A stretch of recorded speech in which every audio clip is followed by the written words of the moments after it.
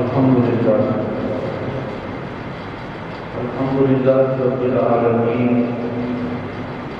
والصلاة والسلام علی سید الانبیاء والمرسلین وعلی آلہ واصحابہ اجمعین اما بعد فاعوذ باللہ من الشیطان الرجیم بسم اللہ الرحمن الرحیم یا ایھا الذین آمنوا باللہ ورسولہ صدق اللہ مولانا العظیم وصدق رسولہ النبی الکریم الامین ان اللہ وملائکتہ یصلون علی النبی یا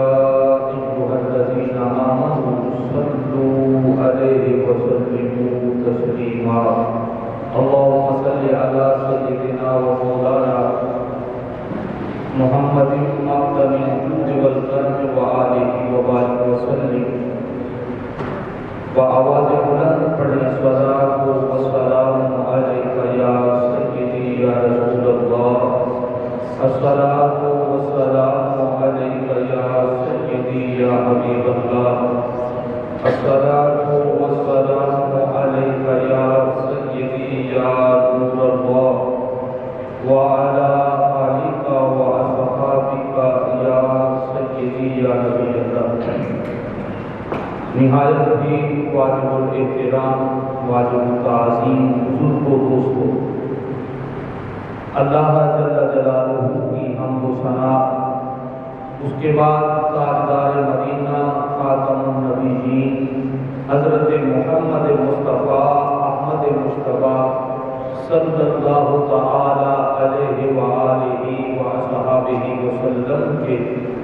دربار گوہربار میں درود و سلام کا نذرانہ پیش کیا۔ دعا ہے اللہ کے لم یزل کی بارگاہ میں رب کائنات ہم سب کی اس مقدس حاضری کو اپنی بارگاہ سمدیت میں قبول فرمائے۔ رب کائنات ہم سب کے لیے اس مقدس حاضری کو ذریعہ نجات بنائے۔ حضرات محترم، اللہ تبارک و تعالی نے کائنات میں جتنی بھی نعمتیں بنائی ہیں بندہ مومن کے لیے دنیا میں جو سب سے بڑی نعمت ہے، جو سب سے بڑی دولت ہے، وہ دولت ایمان ہے۔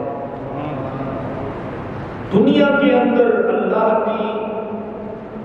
نعمتوں میں جو سب سے بڑی نعمت ہے بندہ مومن کے لیے وہ ایمان ہے، اور آخرت میں اللہ تبارک و تعالیٰ کی نعمتوں میں سب سے بڑی جو نعمت ہے وہ اللہ کا دیدار ہے۔ اگر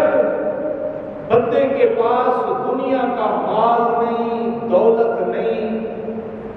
عیش و عشرت کی زندگی نہیں گزار رہا، لیکن ایمان کی دولت سے مالا مال ہے،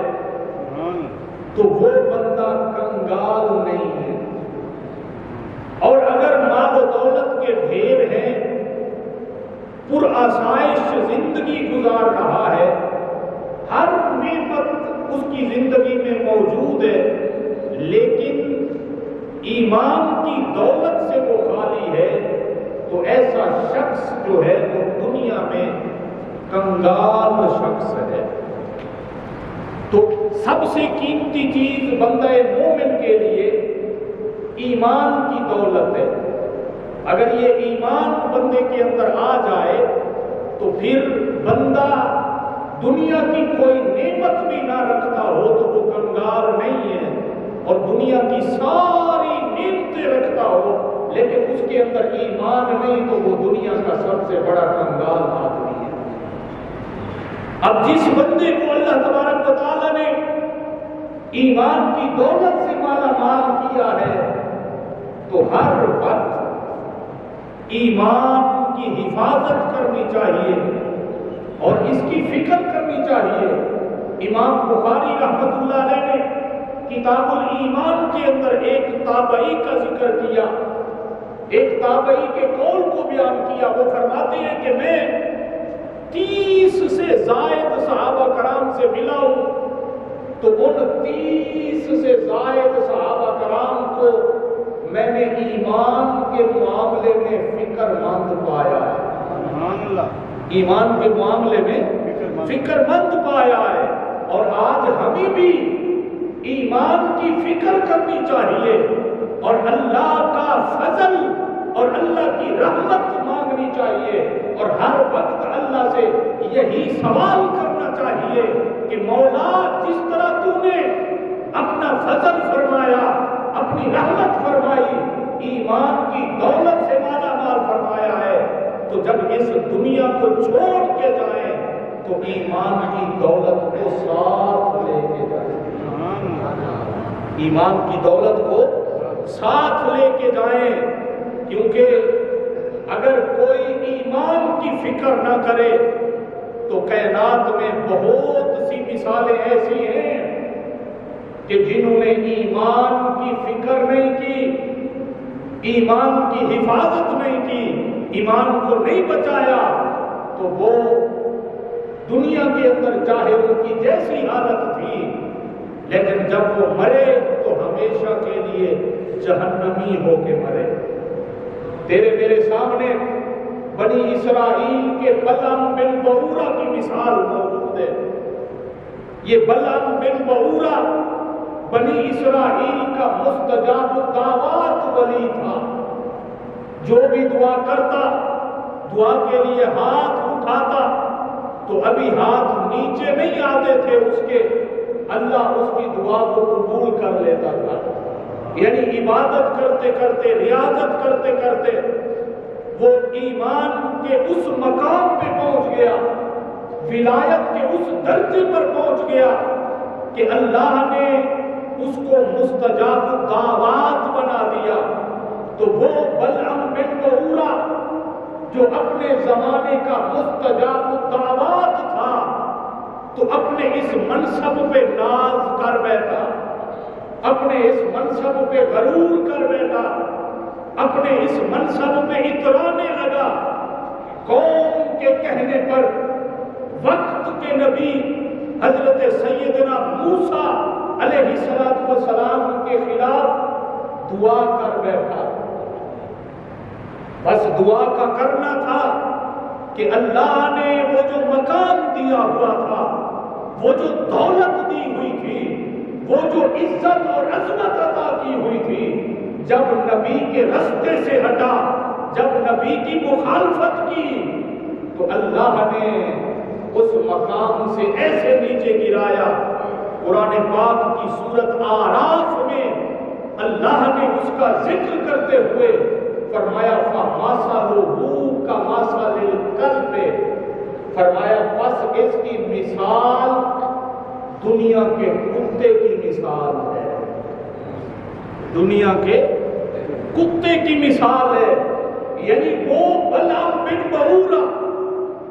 جو ساری زندگی عبادت و ریاضت کے اندر گزارتا رہا، اللہ اللہ کرتا رہا، لیکن آخر پہ آ کے اللہ کے نبی کی مخالفت کر بیٹھا، اللہ کے نبی کے خلاف ہو گیا، اللہ کے نبی کے بارے میں دل میں میل جمع کر لیا اس نے، تو پھر اللہ تبارک و تعالیٰ نے اس کی عبادت کے طول اور عرض کو نہیں دیکھا، اللہ تبارک و تعالیٰ نے اس کی عبادت اور ریاضت کے ڈھیر کو نہیں دیکھا، فرمایا تیری عبادت اور ریاضت کے ڈھیر کو کیا کروں، تو میرے نبی کی شریعت سے ہٹ گیا، تو میرے نبی کے خلاف ہو گیا، اب وہ جو مقام تجھے ملا تھا اس مقام سے تو گر گیا، اب تیرا ٹھکانہ جہنم کے اندر ہے، اور تجھے بنی اسرائیل وہ اصحاب کہف کے کتے کی کھال پہنا کے جہنم میں ڈال دیا۔ تو ایمان کی دولت جس کو میسر آ جائے اس کے لیے ضروری ہے کہ وہ ایمان کی حفاظت کرے، وہ ایمان کی حفاظت کی کوشش کرے، تاکہ اس دنیا سے جائے تو ایمان کی دولت کو لے کے جائے، اور پھر جب ایمان کی دولت کو لے کے جائے گا تو پھر قیامت میں اللہ تبارک و تعالیٰ کے دیدار جیسی بڑی نعمت سے مستفید ہوگا۔ اب ایمان کس کو کہتے ہیں، اسلام کس کو کہتے ہیں، اس کے بارے میں نبی علیہ السلام کا فرمان عالی شان،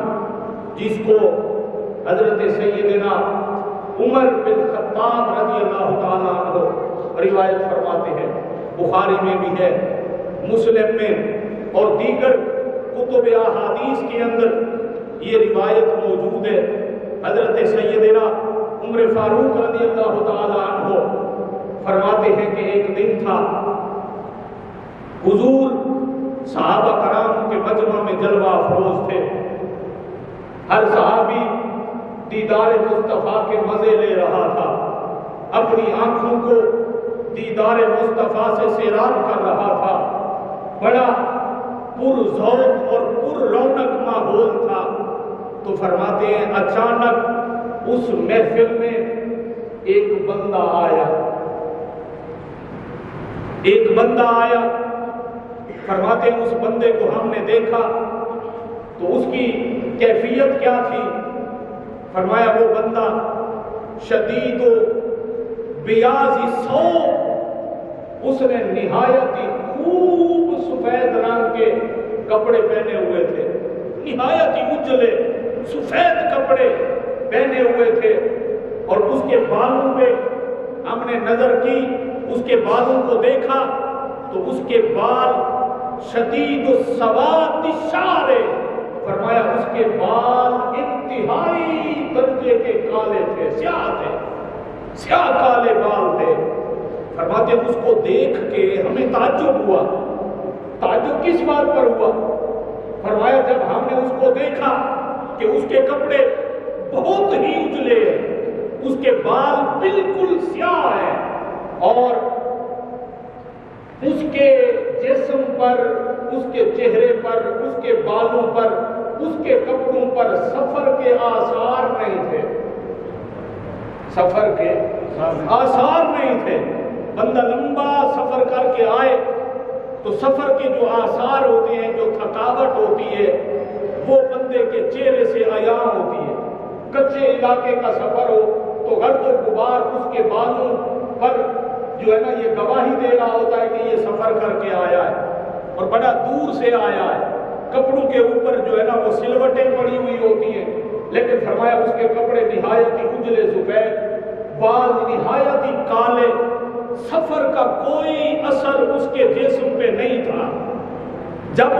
سفر کا کوئی اثر اس کے جسم پہ نظر نہیں آتا تھا تو یہ بات دلالت کرتی تھی کہ یہ قریب سے آیا ہے، یہ قریب سے آیا ہے۔ لیکن مسجد نبوی میں جتنے لوگ تھے ان لوگوں میں کوئی بھی اس کو پہچانتا نہیں تھا، اور تعجب کی یہ بات تھی، سفر کے آثار نہیں تھے تو ایسے لگتا تھا کہ یہ قریب سے آیا ہے، مسجد نبوی بھری ہوئی ہے لیکن اس کو جانتا کوئی نہیں ہے، یہ بات دلالت کرتی تھی کہ یہ بہت دور سے آیا ہے۔ تو وہ صحابہ کرام علیہ رضوان کے مجمع کو چیرتا حضور علیہ السلام کے بالکل قریب آ کے بیٹھ گیا، اور بیٹھنے کی کیفیت کیا تھی؟ نبی علیہ السلام کے سامنے دو زانو ہو کے بیٹھا، اور اس کے گھٹنے صحابہ کہتے ہیں کہ ہم نے دیکھے کہ نبی کے گھٹنے سے ملے ہوئے تھے، تو زانو ہو کے آ کے بیٹھ گیا اور بالکل قریب ہو کے بیٹھا، اس کے گھٹنے حضور کے گھٹنے سے ٹچ ہو رہے تھے، اور اس نے اپنے دونوں ہاتھ اپنی رانوں پہ رکھے اور نہایت ہی ادب و احترام کے ساتھ بیٹھ کے حضور علیہ السلام کی بارگاہ میں عرض کی، یا رسول اللہ اخبرنی عن الاسلام، حضور مجھے اسلام کے بارے میں خبر دے، اسلام کس کو کہتے ہیں؟ اسلام کس کو کہتے ہیں؟ تو حضور علیہ السلام نے فرمایا اسلام یہ ہے کہ تو گواہی دے کہ اللہ کے سوا کوئی معبود نہیں، محمد صلی اللہ تعالی علیہ وآلہ وصحبہ وسلم اللہ کے رسول ہیں، اور 5 نمازوں کو قائم کر، زکوٰۃ کو ادا کر، حج کی استطاعت رکھتا ہے تو حج کر، رمضان کے روزے رکھ، فرمایا یہ اسلام ہے۔ جب حضور نے اسلام کی تعریف کی، اسلام کی ڈیفینیشن کی، تو سن کے کہتا ہے صدقتا یا رسول اللہ، یا رسول اللہ آپ نے سچ فرمایا، آپ نے سچ فرمایا۔ صحابہ کرام کہتے ہیں اس کے اس جملے نے بھی ہمیں تعجب میں ڈال دیا، بھی بڑا عجیب سائل ہے، سوال کرتا ہے تو محسوس ہوتا ہے جانتا نہیں تبھی سوال کر رہا ہے، اور سوال کے جواب کی جب تصدیق کرتا ہے تو پھر پتہ چلتا ہے کہ یہ جانتا ہے۔ فرمایا ہمیں بڑا عجیب لگ رہا تھا کہ یہ کیسا سائل ہے کہ سوال بھی کرتا ہے، پھر جواب ملنے پر جواب کی تصدیق بھی کرتا ہے۔ پھر دوسرا سوال اس نے کیا کہ یا رسول اللہ ایمان کیا ہے؟ اخبرنی عن الایمان، ایمان کے بارے میں مجھے بتائیں، ایمان کیا ہے؟ حضور علیہ السلام نے فرمایا اللہ کی ذات کو ماننا، اللہ کے نبیوں پر ایمان لانا، فرشتوں کو ماننا، اللہ کی کتابوں کو ماننا، اللہ کے رسولوں کو ماننا، اور یوم قیامت کو ماننا، یہ ایمان ہے۔ پھر فرمایا صدقتا یا رسول اللہ۔ تصدیق کرنے کے بعد پھر عرض کی یا رسول اللہ صلی اللہ تعالی علیہ وآلہ وصحبہ وسلم احسان کیا ہے؟ اخبرنی عن الاحسان، حضور احسان کے بارے میں خبر دے، احسان کس کو کہتے ہیں؟ میرے نبی علیہ السلام نے فرمایا احسان یہ ہے کہ تو اپنے معبود کی عبادت کرے ایسے جیسے تو اپنے معبود کو دیکھ رہا ہے۔ فرمایا اپنے خالق کی، اپنے معبود کی، اپنے اللہ کی ایسے عبادت کر کہ گویا کہ تو اسے دیکھ رہا ہے۔ اگر اس کیفیت پہ تو معمور نہیں، اس مقام پہ ابھی تک نہیں آیا،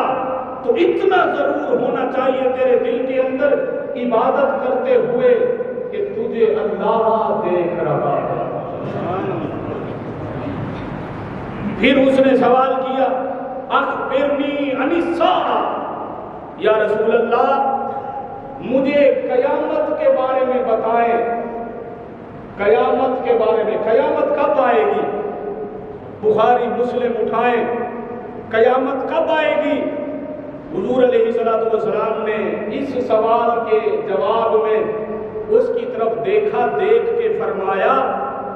سوال کرنے والا جو سوال ہے، جو مسئول عنہ ہے، فرمایا جس سے سوال کیا جا رہا ہے، اس سوال کے جواب میں مسئول عنہ کو بھی پتا ہے اور سائل کو بھی پتا ہے۔ سبحان اللہ۔ یعنی حضور علیہ السلام کے اس سوال کے جواب کو تھوڑا سا پوشیدہ رکھا گیا، یعنی حضور بتا یہ رہے تھے کہ اے جبرائیل تو جانتا ہے، یہ آنے والا جبرائیل تھا، جبرائیل تو جانتا ہے اللہ نے مجھے قیامت کا علم تو دیا ہے لیکن اس کو آگے بتانے کی اجازت نہیں دی ہے، اس کو آگے بتانے کی اجازت نہیں دی ہے۔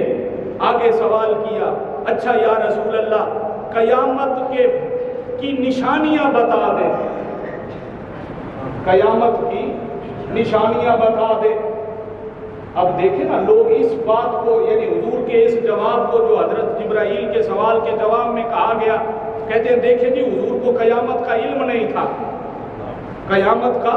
علم نہیں تھا، تو تم کیسے کہتے ہو قیامت کا علم ہے؟ یہاں اگر کوئی احباب بیٹھے ہیں، میں مثال سے سمجھانا چاہتا ہوں، اگر کوئی بندہ میرے گھر کے راستے کو جانتا ہے، اور میرے گھر تک وہ ہر نشانی کو بتا دیتا ہے کہ اگر آپ نے مفتی صاحب کے گھر جانا ہے تو یہاں سے فلاں چوک پہ جائیں، وہاں فلاں گاڑی پہ بیٹھے، فلاں اڈے پہ اترے، پھر فلاں گاڑی پہ بیٹھے، پھر ایک نہر آئے گی، پھر ایک شہر آئے گا، پھر فلاں چیز آئے گی، پھر فلاں چیز آئے گی، پھر ایک چوک آئے گا، وہاں ہوٹل ہوگا، تھوڑا سا آگے جائیں گے تو ایک کانٹا لگا ہوگا وزن کا، اس کانٹے کے سامنے ایک گلی ہے تو سیدھا چلے جائیں گے، جب وہ گلی ختم ہوگی تو ایک نیلے رنگ کا گیٹ ہے، وہ نشانی ہے مفتی صاحب کے گھر کی۔ اب تم میں سے کوئی بندہ یہ بتا سکتا ہے کہ یہ جو نشانیاں بتانے والا ہے مفتی صاحب کے گھر کو نہیں جانتا ہے؟ نہیں سمجھا؟ کوئی بندہ کہہ سکتا ہے کہ یار یہ جو نشانیاں بتانے والا ہے اس کو مفتی صاحب کے گھر کا پتہ نہیں ہے؟ کوئی کہہ سکتا ہے؟ وہ تھوڑی سی عقل رکھنے والا بھی کہے گا کہ جو صحیح نشانیاں بتا رہا ہے یہ مفتی صاحب کے گھر کو جانتا ہے۔ اگر واقعتاً حضور کو قیامت کا علم نہیں تھا تو اگلا سوال تو بنتا نہیں تھا کہ چلو اس کو تو بتانے کی اجازت نہیں، چلو قیامت کی نشانیاں ہی بتا دیں۔ نشانیاں وہی بتا سکتا ہے نا جو جانتا ہے، اور میرے نبی نے ہر نشانی بتائی، ہر نشانی بتائی۔ میرے نبی نے فرمایا جب قرب قیامت ہوگی تو اس کی ایک نشانی یہ ہے کہ لونڈی اپنے مالک کو جنے گی، دوسری نشانی فرمایا ننگے لوگ، غریب لوگ، کمینے لوگ، دنیا دار لوگ، دیہاتی لوگ دیہاتوں کو چھوڑ کے شہر کے اندر بڑی بڑی بلڈنگیں بنا کے اس کے اندر آباد ہو جائیں گے۔ اس کے علاوہ اور بھی کئی نشانیاں حضور علیہ الصلوۃ والسلام نے بتائیں۔ ٹائم کافی ہو گیا، جب یہ بات حضور نے بتا دی، نشانیاں بتا دی، تو حضرت عمر فرماتے ہیں ہم نے دیکھا کہ وہ جو دوزانو ہو کے بیٹھا تھا، گھٹنے سے گھٹنے ملا کے بیٹھا تھا، وہ کھڑا ہو گیا اور چل دیا۔ اس کے چلے جانے کے بعد ایک روایت میں آتا ہے حضور نے تھوڑی دیر کے بعد صحابہ کو دوڑایا، فرمایا دوڑو مدینے کی گلیوں میں یہ جو ابھی آدمی یہاں بیٹھا تھا اس کو بلا کے لاؤ۔ تو صحابہ کرام دوڑ پڑے، مدینے کی گلیوں میں دور دور تک دوڑے، لیکن وہ بندہ نہ ملا۔ ایک روایت کے اندر آتا ہے مسلم میں حضور نے تھوڑی دیر کے بعد صحابہ کرام کو مخاطب کر کے فرمایا اے میرے صحابہ کیا تم جانتے ہو یہ جو بندہ ابھی آیا تھا یہ کون تھا؟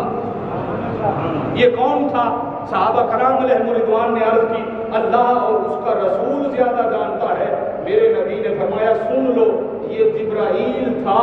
جو تمہیں تمہارا دین سکھانے کے لیے آیا۔ بات کی سمجھ آئی کہ نہیں؟ یہ جبرائیل تھا جو تمہیں تمہارا دین سکھانے کے لیے آیا تھا۔ تو حضرت محترم